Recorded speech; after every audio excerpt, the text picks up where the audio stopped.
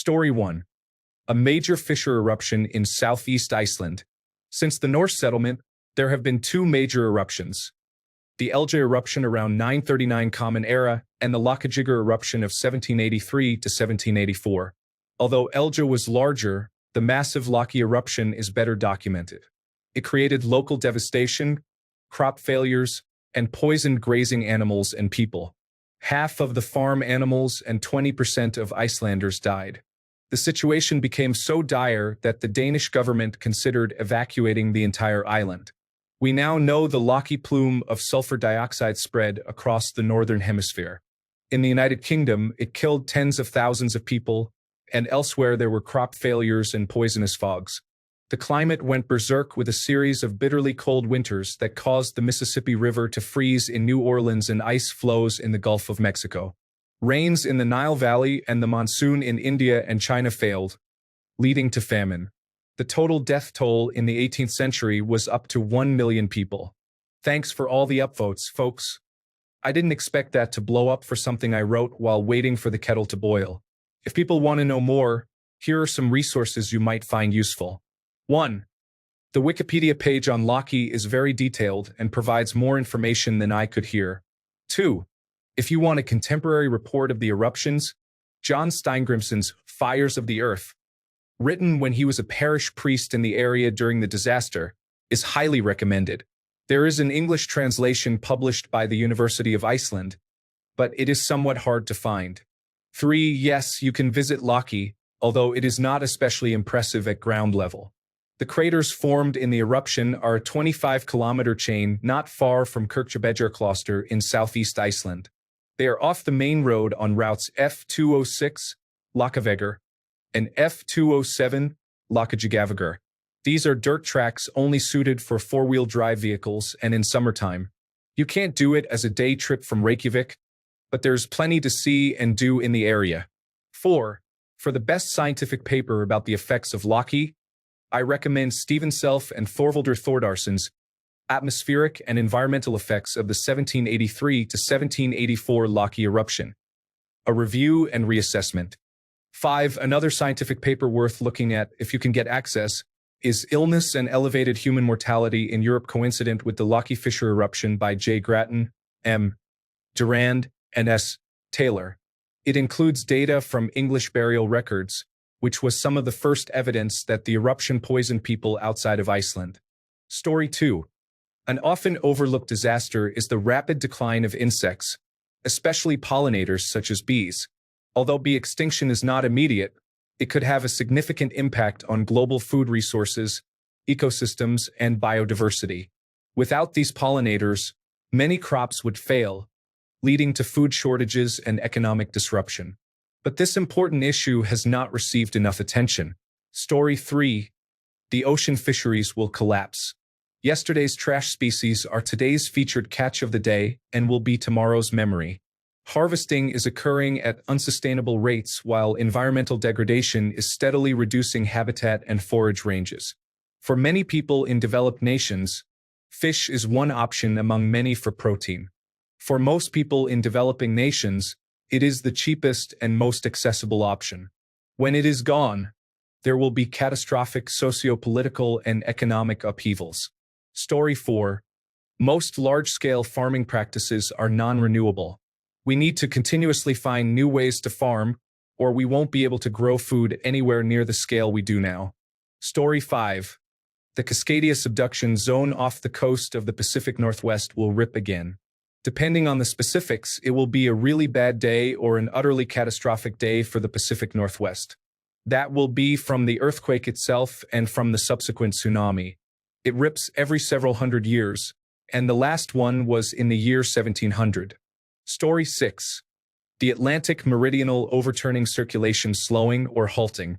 Melting of northern latitude glaciers is effectively hosing the North Atlantic Ocean with cold fresh water, disrupting the global conveyor belt in the ocean which redistributes heat across the planet. If the Atlantic Meridional Overturning Circulation slows enough, which we are looking at happening within decades, not centuries, global weather patterns will shift entirely. Western Europe will freeze, the southern hemisphere will retain much more heat, sea level rise will increase significantly, and the oceans will lose some of their capacity to sequester carbon dioxide, which in turn increases atmospheric warming and melting of glaciers, generating a positive feedback loop. We really do not want the Atlantic meridional overturning circulation to stop. Story 7. Antibiotic resistance and the emergence of not only superbugs but also pandrug-resistant bacteria. Reports say that by the year 2050, deaths from infections caused by superbugs will be one of the leading causes of mortality. Regrettably, bacteria are evolving faster than we can develop new antibiotics, and the indiscriminate use of antibiotics in the dairy and poultry industries is worsening the situation. Perhaps not as significant as a natural disaster, but horrifying nonetheless. This kind of blew up before I noticed. I wish to correct myself, as some people have pointed out. The real issue is the speed at which we are developing new antibiotics and the willingness to develop them. Other drugs are more profitable, such as chemotherapy. Let us hope that new developments in phage therapies or new antibiotics will be available before it is too late. Story 8. People do not really know, but coffee beans are on their way to extinction. More than half of all coffee species are at risk of extinction. 60% of wild coffee is threatened. Many coffee species are threatened with extinction. Story 9. In 2038, the old Unix and Linux systems that have physical 32-bit time registers are going to run out of time. Kind of like the year 2000 bug, but this is a physical memory issue.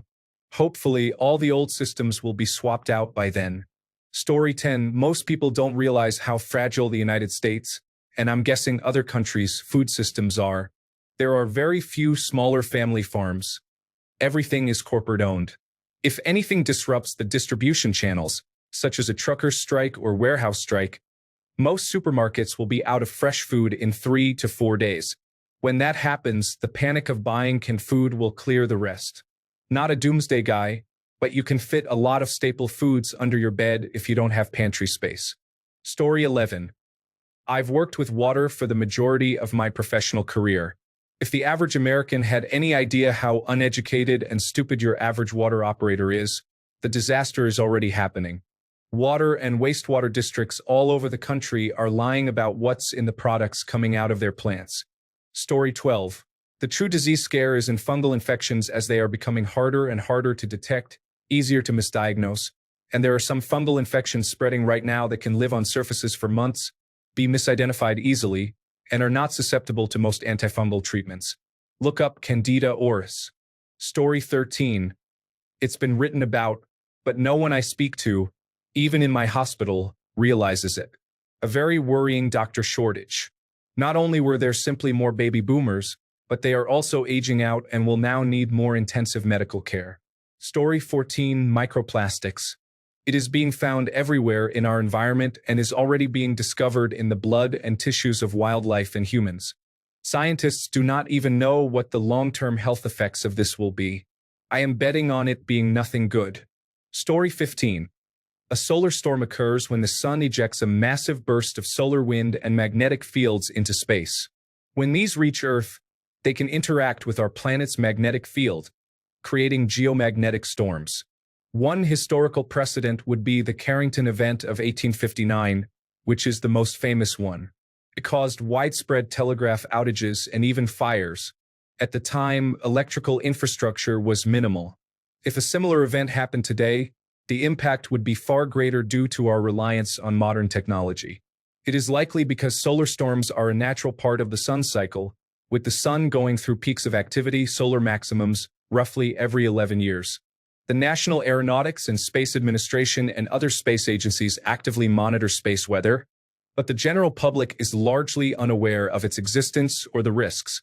The Carrington event was rare, but statistically, we may expect similar occurrences once every 100 to 200 years.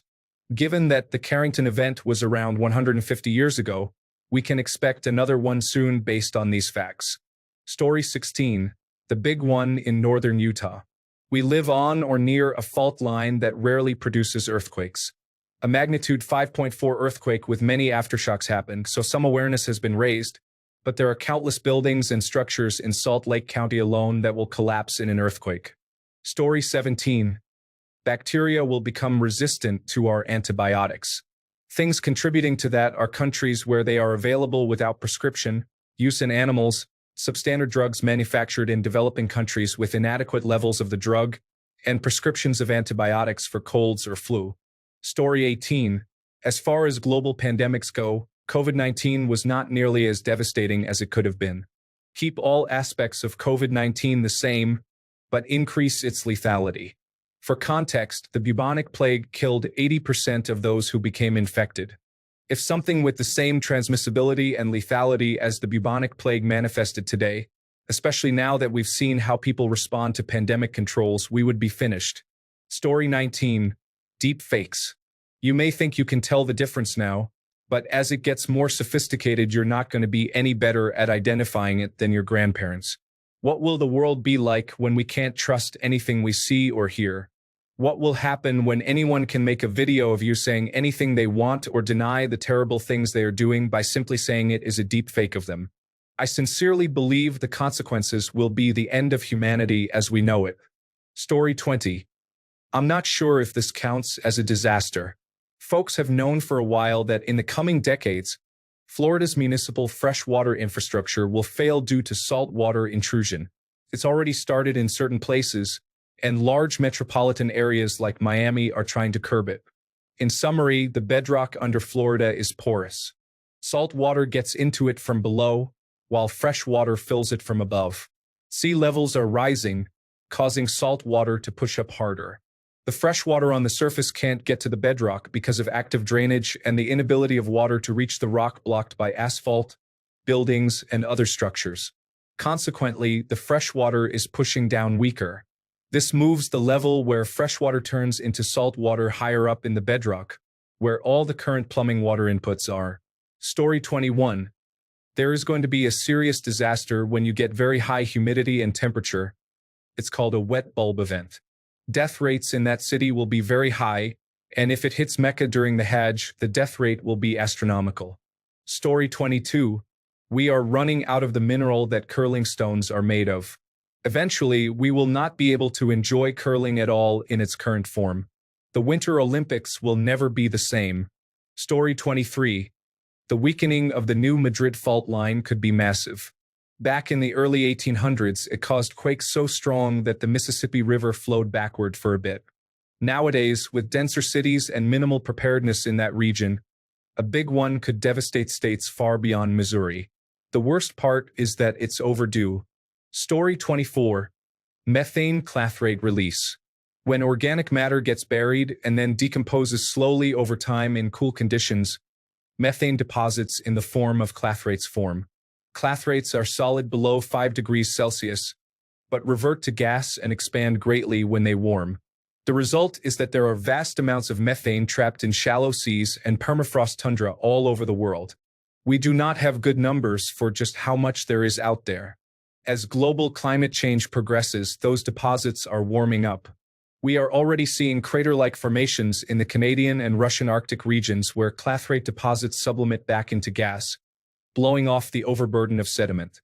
That methane is a very potent short-term greenhouse gas. Large methane releases will likely cause very sharp spikes in global warming. Story 25. Historically, bird flu has a 52% death rate in humans.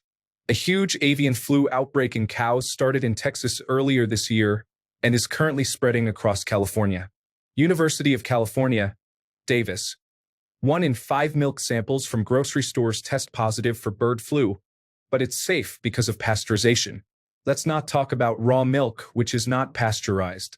If you want a real-life conspiracy, inside the bungled bird flu response, where profits collide with public health. Some quotes from that story. Since the H5N1 bird flu virus was first reported in California in early August, 124 dairy herds and 13 people, all dairy workers, have been infected. The majority of dairy workers in California have no protections. Most of them are immigrants, and I would say at least half of them are undocumented. These are folks that don't have a particular relationship of trust with state and federal government officials. A lot of people have it, said a woman working behind the cash register at Tipton's Dollar General, one of the few stores in this small, agricultural community right off of Highway 99. The biggest fear is that all those people who have it in the community then get another flu, and then they breed a new avian flu variant that is super transmissible in humans, which then comes with the 52% death rate. For context, COVID's death rate was about 2.1 to 2.3%. Story 26. Atlantic meridional overturning circulation slowing and eventually stopping. Most people don't know about it, but it's the underwater current that brings salty warm water from the south up north, keeping our temperate weather in the northeast and Europe. If that slows and stops, that will put the northern hemisphere in a mini ice age and throw the rest of the world's climate topsy-turvy. Not to mention rising water levels in the Atlantic. Scientists have been warning about this for a while, but it's become a pretty key issue as of late, as the slowdown isn't an if anymore but when. Story 27. Our carbon sink has been diminishing year after year, and it's getting to the point where we are not filtering much of the carbon out anymore. We desperately need to seek out new solutions, such as using large algae ponds. The solution is not just planting trees everywhere. Trees are relatively inefficient at filtering air, and the focus needs to be on things such as seeding local ponds and lakes with local algae blooms and other much more efficient and easier to maintain methods of producing large amounts of air filtering plants.